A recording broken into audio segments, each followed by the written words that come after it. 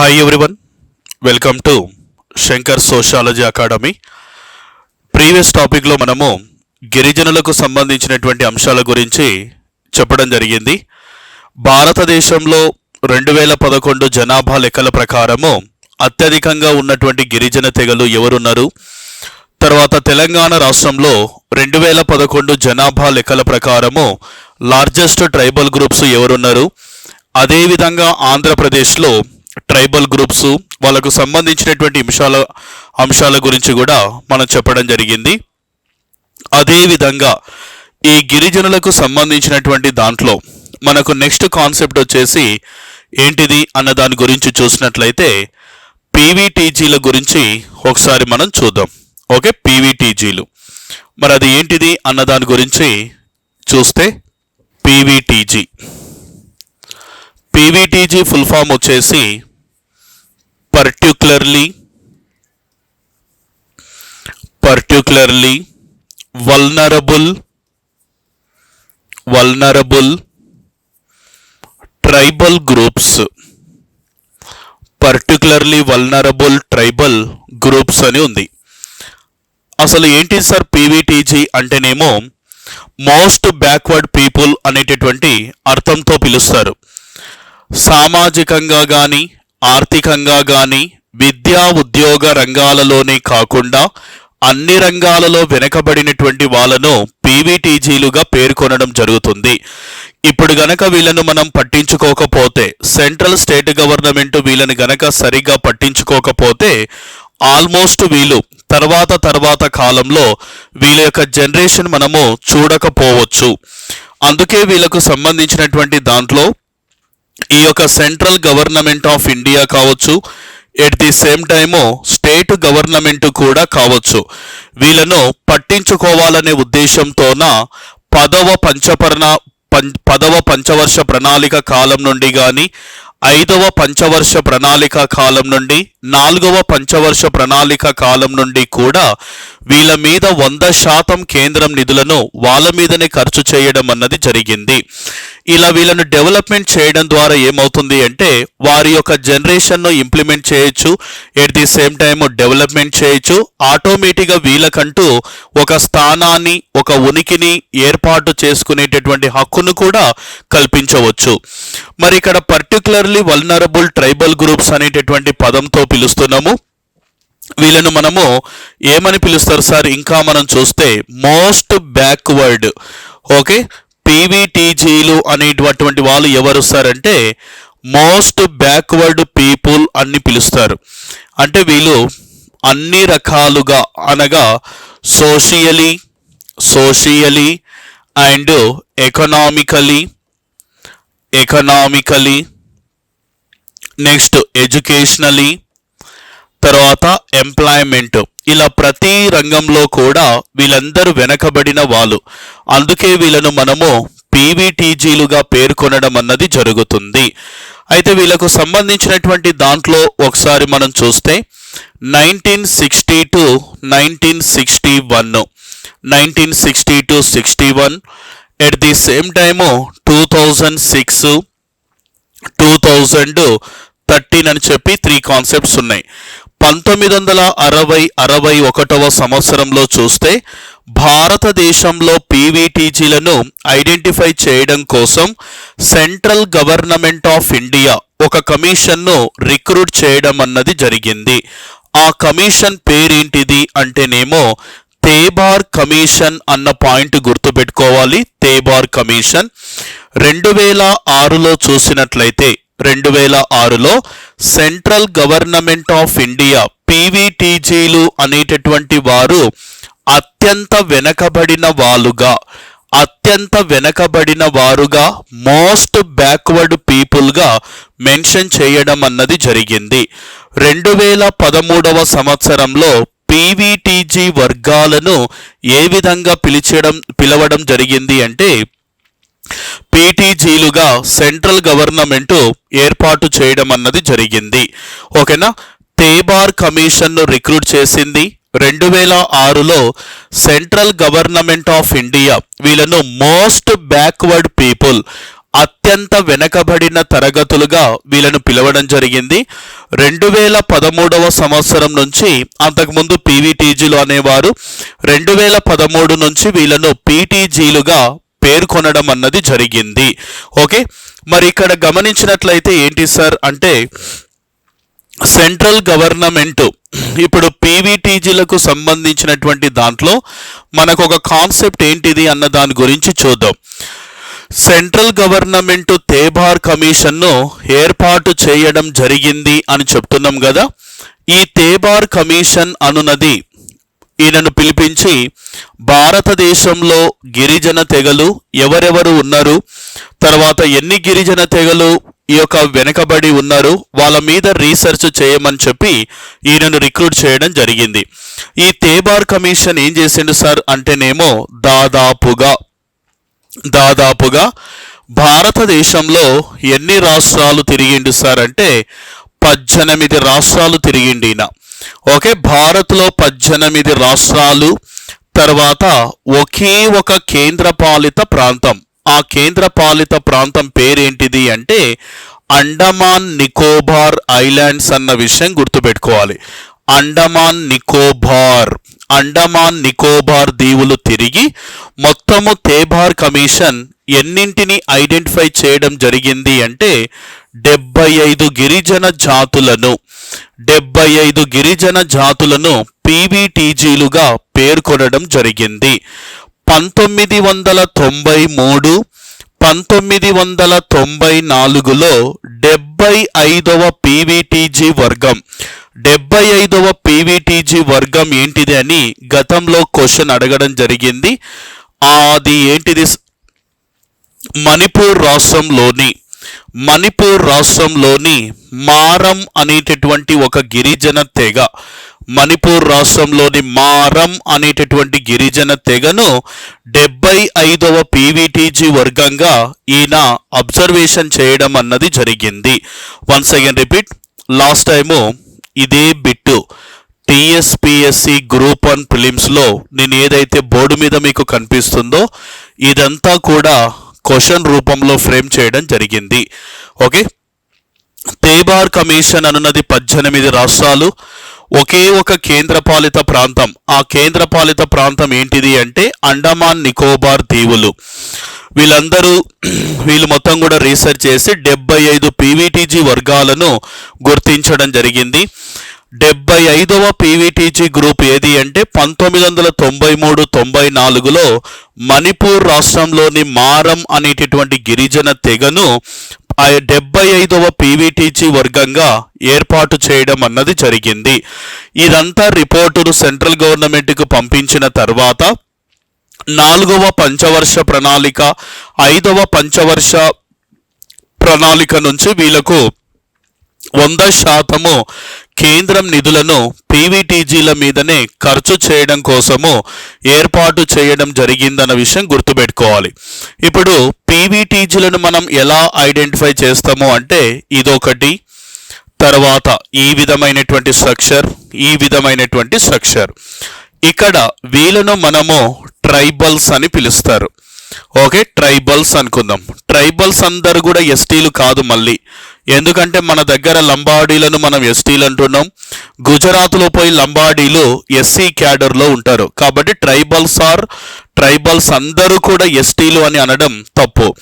వీళ్ళకన్నా most backward పీపుల్ను ఏ పదంతో పిలుస్తారు అంటే పీవీటీజీలుగా పేర్కొనడం అన్నది జరుగుతుంది. రీసెంట్గా 2024 ఫిబ్రవరి 22వ తారీఖున అప్డేట్ వర్షన్ ఛత్తీస్గఢ్ రాష్ట్రంలోని జౌవర్ అనేటటువంటి ఒక గిరిజన తెగ వీళ్ళు కూడా పీవీటీజీలే. తమ ఉన్న ప్రాంతాన్ని వదిలిపెట్టి వేరే పట్టణ ప్రాంతానికి మైగ్రేట్ కావడం అన్నది జరిగింది. అంటే ఇక్కడ కాన్సెప్ట్ ఏంది అంటే, ఇప్పుడు ఫర్ ఎగ్జాంపుల్ తెలంగాణలో లంబాడా వాళ్ళను, చెంచులను ఇద్దరిని తీసుకొని వచ్చిన, మిమ్మల్ని ఒక క్వశ్చన్ అడిగిన, లంబాడా చెంచులను తీసుకొని వచ్చి ఇద్దరిలో బాగా వెనకబడిన వాళ్ళు ఎవరు అని క్వశ్చన్ అడిగితే మీ యొక్క సమాధానం ఏంటిది? సార్ చెంచులని చెప్తారు. అంటే లంబాడాలు వీళ్ళతో పోలిస్తే ఫార్వర్డ్ క్లాస్లో ఉన్నారని, చెంచులు కంప్లీట్ బ్యాక్వర్డ్ క్లాస్లో ఉన్నారని దీని మీనింగ్ వస్తుంది. ఇప్పుడు గనక మనం వాళ్ళను పట్టించుకోకపోతే ఫ్యూచర్లో ఉండేవారట అనేటటువంటి కాన్సెప్ట్ బుక్లో రాయవలసి వస్తుంది. ఓకేనా? మరి ఆ పీవీటీజీ వర్గాలు ఏంటివి అన్నది ఒకసారి మనం చూద్దాం. ఇక్కడ మనము పీవీటీజీ వర్గము, తర్వాత ఇక్కడ వచ్చేసి స్టేట్ గురించి చూద్దాం. మరి ఎన్ని పీవీటీజీలో కొన్నింటిని మనము ఇందులో చూస్తే, అందులో ఫస్ట్ వన్ మన తెలంగాణకు సంబంధించినవి తీసుకుందాం. తెలంగాణలో ఎవరెవరు ఉన్నారు సార్? చెంచు, కోలం, కొండరెడ్డి, తర్వాత తోటి. ఓకే, మొత్తం ఎంతమంది ఉన్నారు సార్ అంటే 4. చెంచు, కోలం, కొండరెడ్డి, తోటి. ఎక్కడ సార్ వీళ్ళు? మన తెలంగాణ రాష్ట్రంలో. ఎంతమందిని ఐడెంటిఫై చేసింది తేబార్ కమిషన్ అంటే 4. క్వశ్చన్ ఇలా కూడా అడగొచ్చు. తెలంగాణ ఆంధ్రప్రదేశ్లో చూసినట్లయితే మొత్తము 12 పీవీటీజీలు ఉంటారు. తెలంగాణలో 4, ఆంధ్రప్రదేశ్లో వచ్చేసి 8. చెంచు, కోలం, కొండరెడ్డి, తోటి తెలంగాణ స్టేటు. తర్వాత రెండవది చూసినట్లయితే మళ్ళీ చెంచు, గబద, తర్వాత సవర, తర్వాత వచ్చేసి పోర్జాలు, తర్వాత వచ్చేసి కోండులు. మరి వీళ్ళెక్కడ ఉంటారు సార్ అంటేనేమో వీళ్ళందరూ కూడా ఆంధ్రప్రదేశ్ స్టేట్ అన్న విషయం గుర్తుపెట్టుకోవాలి. ఓకే, ఆంధ్రప్రదేశ్.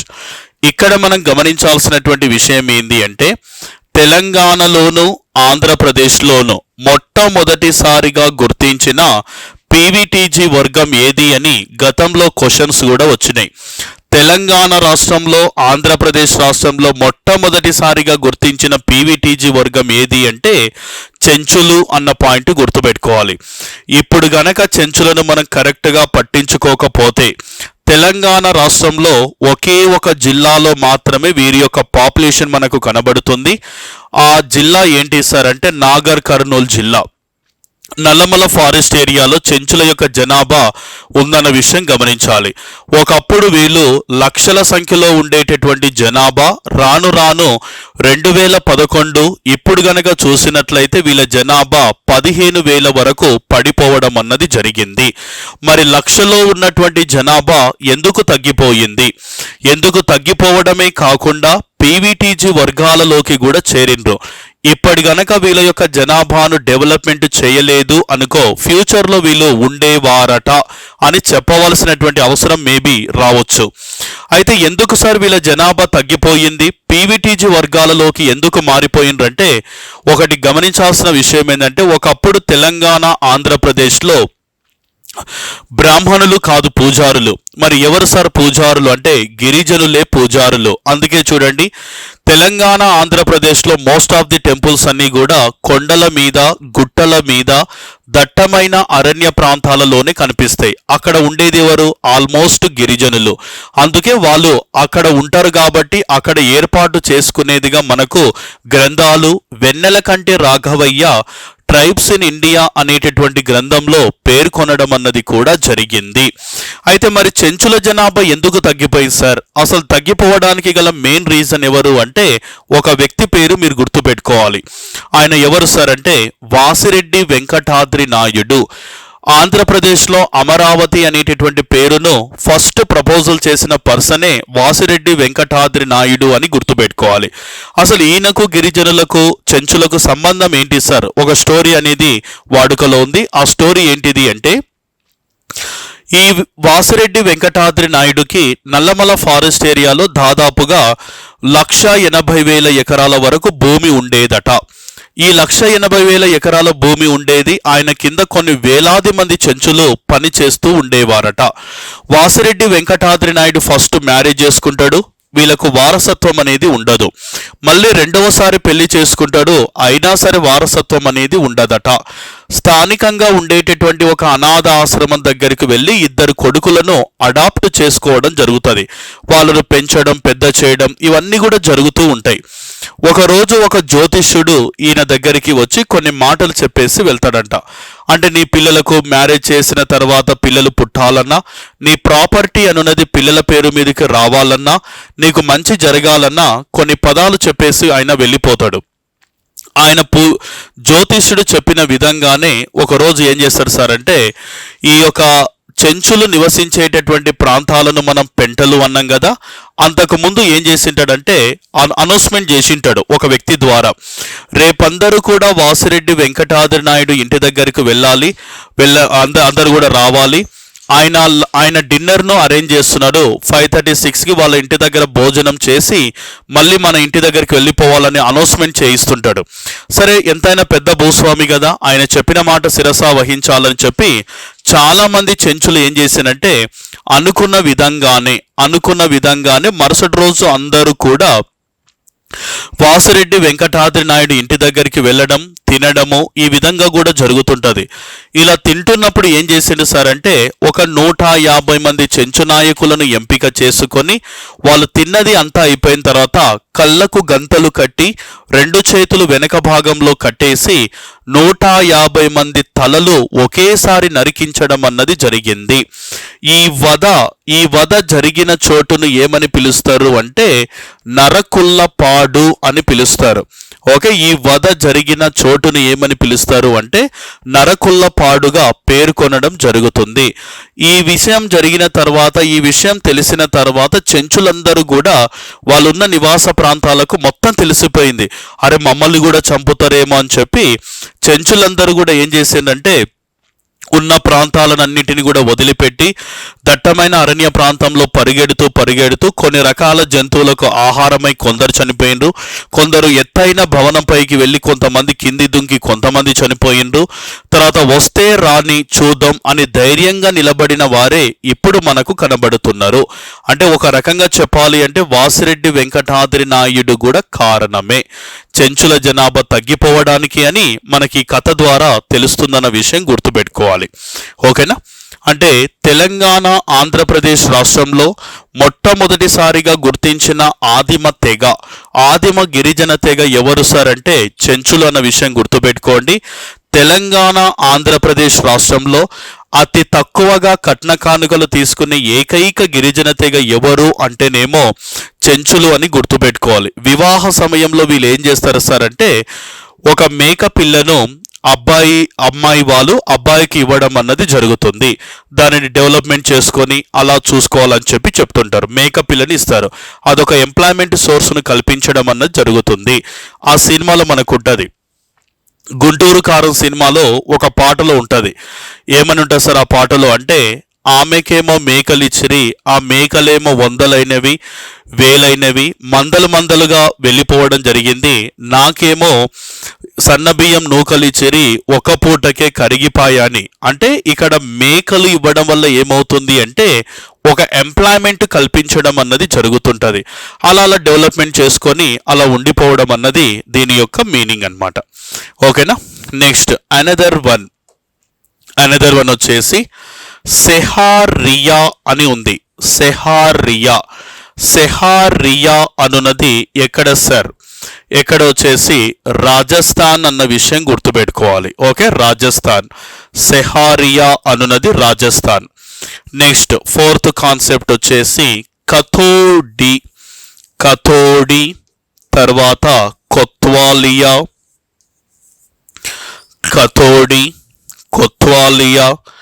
తర్వాత సిద్ధి. కొత్వాలియా, సిద్ధి వీళ్ళు ఎక్కడ సార్ అంటేనేమో గుజరాత్ అన్న విషయం గుర్తుపెట్టుకోవాలి. ఓకేనా? గుజరాత్. నెక్స్ట్ ఐదోది వచ్చేసి ఇంకా మనం చూసినట్లయితే మనకు ఇంకా కొన్ని అంశాలు అవేంటివి సార్ అంటే బైగా, తర్వాత వచ్చేసి కమార్. కమార్ ఎక్కడ సార్ అంటే మధ్యప్రదేశ్. ఓకే, కమార్ వచ్చేసి మధ్యప్రదేశ్ అన్న విషయం గుర్తుపెట్టుకోవాలి. ఓకేనా? మధ్యప్రదేశ్. తర్వాత అనదర్ పీవీటీజీ గ్రూపు బిర్హర్, తర్వాత అసర్ లేదా అసుర్ అని ఉంది. బిర్హర్ అసుర్ ఎక్కడ సార్ అంటేనేమో బీహార్. ఓకే, బీహార్. బీహార్. తర్వాత మరియా గోండు. మరియా గోండు తర్వాత వచ్చేసి కోలం. మరియా గోండు తర్వాత వచ్చేసి కోలం ఎక్కడ సార్ అంటే మహారాష్ట్ర. మరియా గోండు కోలం వచ్చేసి మహారాష్ట్ర. తర్వాత ఇంకా మనం చూసినట్లయితే కడార్. కడార్ తర్వాత వచ్చేసి కురుంబా అని ఉంది. కడార్ తర్వాత వచ్చేసి కురుంబా.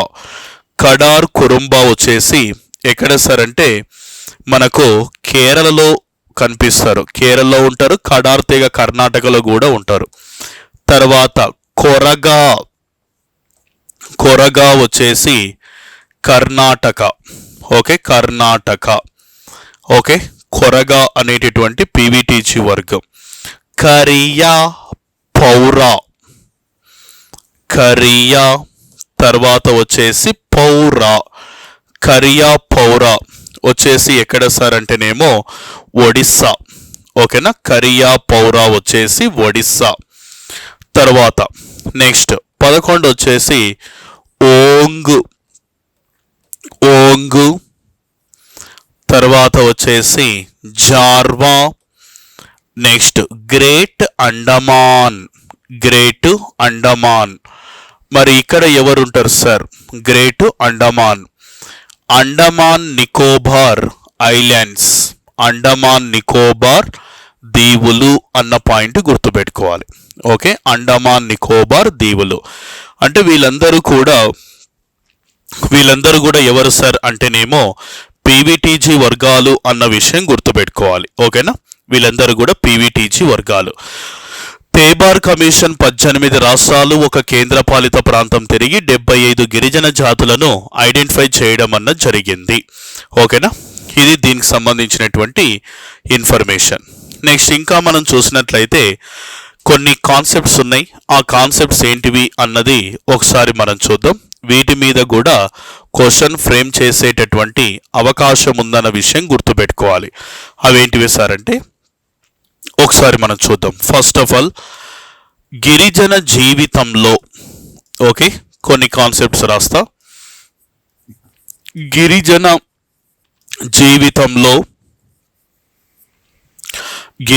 జీవితంలో సంబంధాలన్నీ కూడా బంధుత్వంపై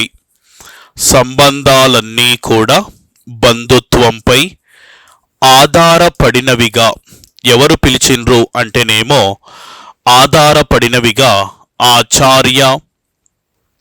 ఆచార్య మాండెల్ బామ్ అన్న విషయం గుర్తుపెట్టుకోవాలి. ఓకేనా, ఆచార్య మాండెల్ బామ్ 1972 ఈయన బుక్ సొసైటీ ఇన్ ఇండియా అన్న విషయం గుర్తుపెట్టుకోవాలి. Society in India. ఓకేనా, నెక్స్ట్ ఇంకొక కాన్సెప్ట్ ఏంటిది అంటే ప్రపంచంలోనే నిజమైన ఆదిమ జాతి తెగ. ఓకే, నిజమైన ఆదిమ జాతి తెగ ఎవరు సార్? రెడ్లు. ఆదిమ జాతి తెగ రెడ్లు అన్నది ఎవరు అంటేనేమో జేపీ విల్స్ అన్న పాయింట్ గుర్తుపెట్టుకోవాలి. Okay, JP Wills. నెక్స్ట్ తర్వాత వచ్చేసి గోండుల భాషలో 2 కాన్సెప్ట్స్ ఉన్నాయి. ఒకటి వచ్చేసి పాదికత, నెక్స్ట్ వచ్చేసి పాట్ అని ఉంది. గోండుల భాషలో పాదికత అంటే అర్థం ఏంటిది సార్? పాదికత అంటేనేమో విడాకులు అన్న పాయింట్ గుర్తుపెట్టుకోవాలి. ఓకేనా, విడాకులు. మరి పాట్ అంటే అర్థం ఏంటిది అంటే వితంతు పునర్వివాహము అని పిలుస్తారు. ఓకే, వితంతు పునర్వివాహాన్ని గోండు భాషలో ఏమని పిలుస్తారు అంటే పాట్ అంటారు. తర్వాత గోండుల భాషలో పాదికత అంటే అర్థం ఏంది అంటే విడాకులు అనేటటువంటి పదాలతో పేర్కొనడం జరుగుతుంది. తర్వాత నెక్స్ట్ వచ్చేసి ఎరుకల భాషలో, ఓకే, ఎరుకలు అంటేనేమో తెలుగులో ఏమని అర్థం సార్ అంటే, ఎరుకలు అంటే భవిష్యవాణి లేదా భవిష్యత్తు చెప్పడము అని పిలుస్తారు. అప్పట్లో మన గ్రామీణ ప్రాంతాలలో వీళ్ళు తిరిగేవారు. ఓకే, జోస్యం చెప్పడం, తర్వాత వచ్చేసి సోది చెప్పడం అనేటటువంటి అర్థాలతో వీరిని పిలుస్తారు. ఈ ఎరుకల భాషలో అన్నను ఏమని పిలుస్తారు సార్? ఎరుకల భాషలో అన్నను ఏమని పిలుస్తారు అంటే బేరెన్నా అని పిలుస్తారు. మరి అక్కను ఏమని పిలుస్తారు? అక్కను ఏమని పిలుస్తారు అంటే బేరెక్క అనేటటువంటి పదజాలంతో పిలుస్తారు. తర్వాత చెల్లిని ఏమని పిలుస్తారు అంటే తపిసి అనేటటువంటి పదాలతో పేర్కొనడం అన్నది జరుగుతుంది. ఓకే, ఎరుకల భాషలో తెలుగులో ఎరుక అంటే అర్థం ఏంటంటే భవిష్యత్తు చెప్పడం అని, ఎరుక భాషలో అన్నను బేరెన్నా అని, అక్కను బేరెక్క అని, చెల్లిని తపిసి అనేటటువంటి పదాలతో పేర్కొనడం అన్నది జరుగుతుంది.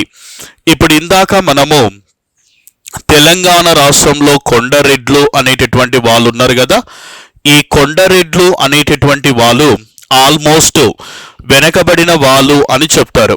ఈ కొండరెడ్లలో 3 రకాలు ఉన్నారు. ఎవరెవరు సార్ అంటే పాండవ రెడ్లు అని ఒకటి, ఓకేనా, పాండవ రెడ్లు అని, తర్వాత వచ్చేసి కొండ రెడ్లు అని మరొకరు, పాండవ రెడ్లు, తర్వాత వచ్చేసి ఇంకొకటి ఏంటిదన్న దాని గురించి ఒకసారి చూద్దాం. పాండవ రెడ్లు, రాజా రెడ్లు, తర్వాత వచ్చేసి వంశ రెడ్లు అని మొత్తం ఒక 3 కాన్సెప్ట్స్ ఉన్నారు. తర్వాత ఆంధ్రప్రదేశ్ రాష్ట్రంలో నివసిస్తున్నటువంటి సవర అనేటటువంటి గిరిజన తెగ ఉంది కదా, ఈ సవర అనేటటువంటి గిరిజన తెగకు భాషను కనుగొన్నది, స్క్రిప్టును కనుగొన్నది ఎవరు అంటేనేమో గిడుగు రామకృష్ణ పంతులు. ఓకే, గిడుగు రామకృష్ణ ఆంధ్రప్రదేశ్ రాష్ట్రంలో ఉండేటటువంటి సవర భాషకు లిపిని కనుగొనడం అన్నది జరిగింది. మొన్న రీసెంట్గా చూసినట్లయితే తెలుగులో ఉండేటటువంటి భగవద్గీతను బంజారా భాషలోకి అనువదించినది ఎవరు అంటే కేత్లావత్ సోమ్లాల్ అన్న విషయం గుర్తుపెట్టుకోవాలి. ఇతను 701 శ్లోకాలను బంజారా భాషలోకి అనువదించడమే కాకుండా దీనికి పట్టిన సమయం ఆయనకు 16 నెలల సమయం పట్టిందన్న విషయం గుర్తుపెట్టుకోవాలి. 701 శ్లోకాలను తెలుగులో ఉన్న వాటిని బంజారా భాషలోకి అనువదించడం జరిగింది. ఆయన పేరు ఏం పేరు సార్ అంటే కేత్లావత్ సోమ్లాల్ అన్న పాయింట్ గుర్తుపెట్టుకోవాలి. ఓకేనా, కేత్లావత్ సోమ్లాల్. ఇతను 701 శ్లోకాలను ఏం చేసిండు సార్ అంటే బంజారా భాషలోకి అనువదించడం అన్నది జరిగింది. ఓకేనా, ఈ పాయింట్ ఒకటి గుర్తుపెట్టుకోండి. ఎవరు సార్ ఈయన? మన తెలంగాణ రాష్ట్రంకి సంబంధించిన భువనగిరి జిల్లాకు సంబంధించినటువంటి వ్యక్తి ఇతను. ఓకే, ఈయనకు దాదాపుగా 16 నెలల సమయం పట్టిందని చెప్పి ఆయన ఇంటర్వ్యూలో పేర్కొనడం అన్నది కూడా జరిగిందన్న విషయం గుర్తుపెట్టుకోవాలి. ఓకే, నెక్స్ట్ భారతదేశంలో గిరిజనులకు సంబంధించినటువంటి ఒక వర్గీకరణ రూపం ఉంది. ఆ వర్గీకరణ ఏంటిది అన్నది ఒకసారి మనము చూద్దాం, ఆ వర్గీకరణ విధానం. ఓకే,